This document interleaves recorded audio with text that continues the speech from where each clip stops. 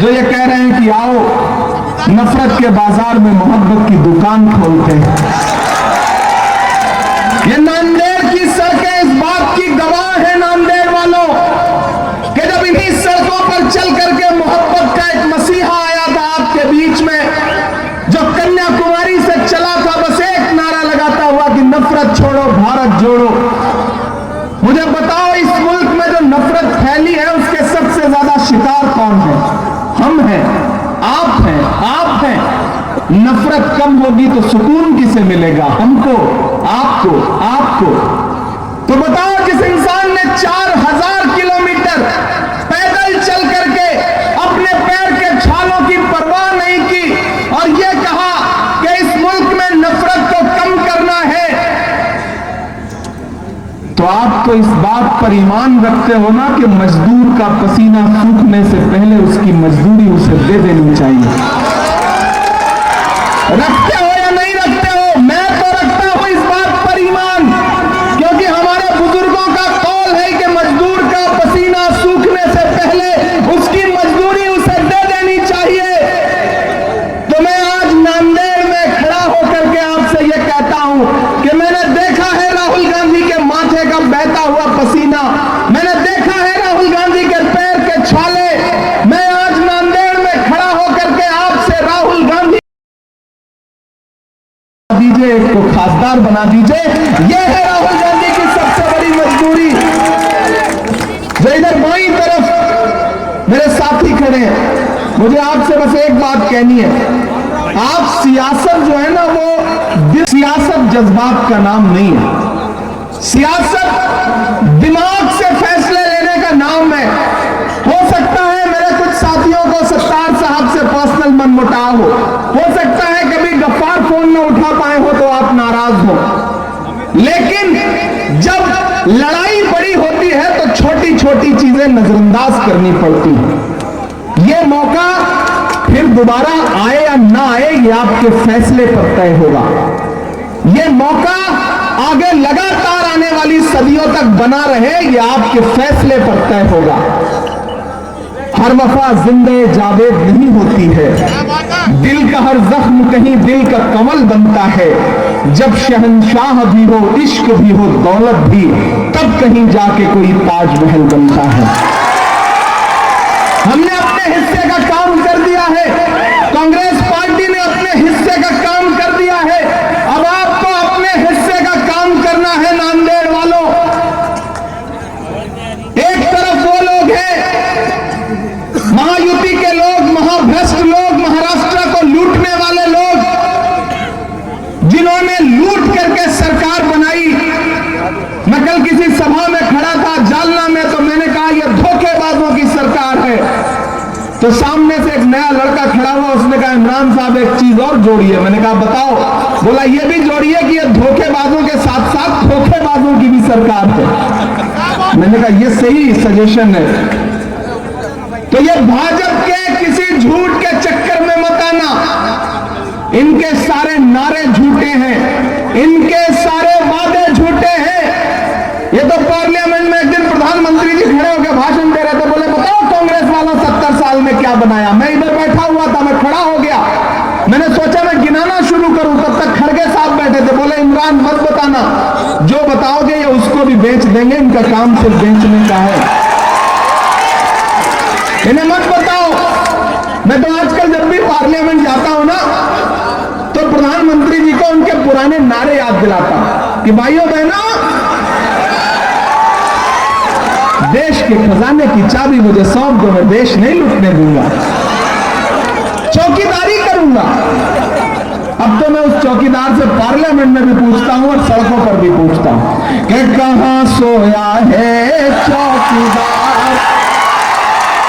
थक तो नहीं गए, थके तो नहीं है ना?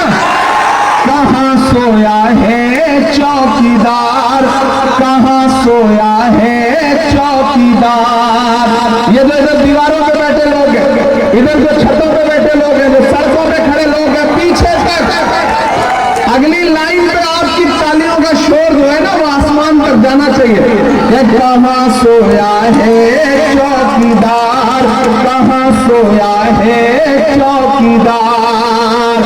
विजय माल्या नाक के नीचे से हो गया फरार, कहाँ सोया है चौकीदार, कहाँ सोया है चौकीदार। के चाय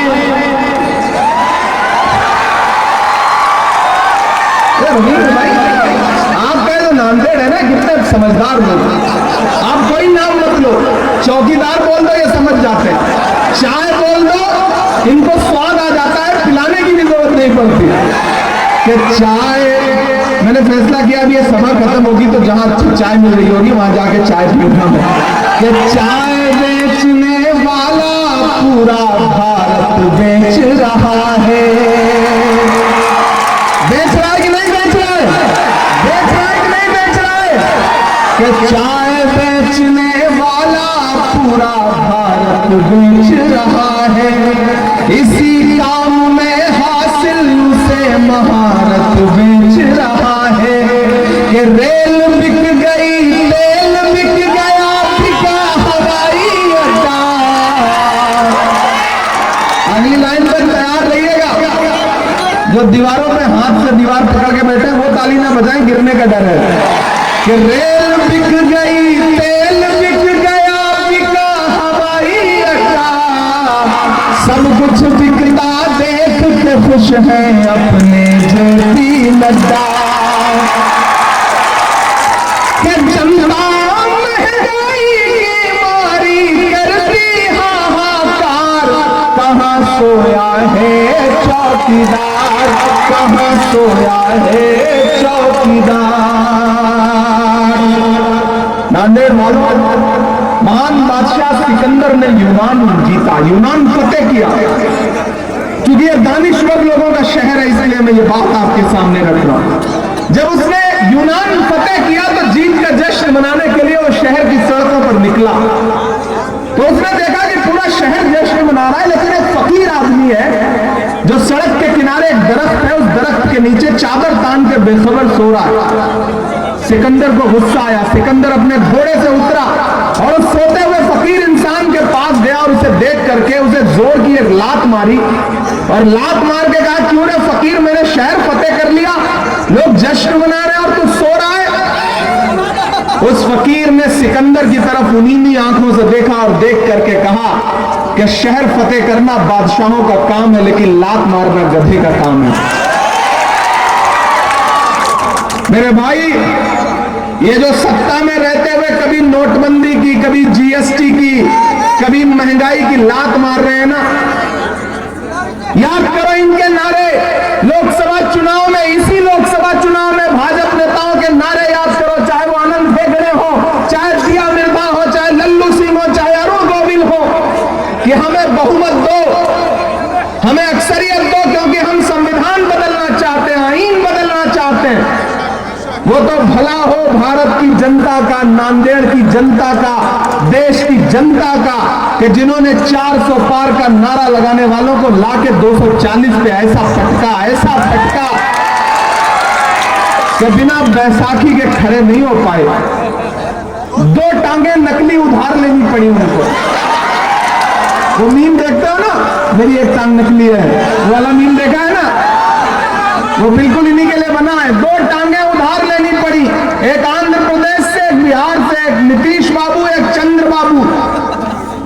एक टांग छिटकी, सरकार की सांस अटकी। अभी बिल्कुल ऐसे है मामला।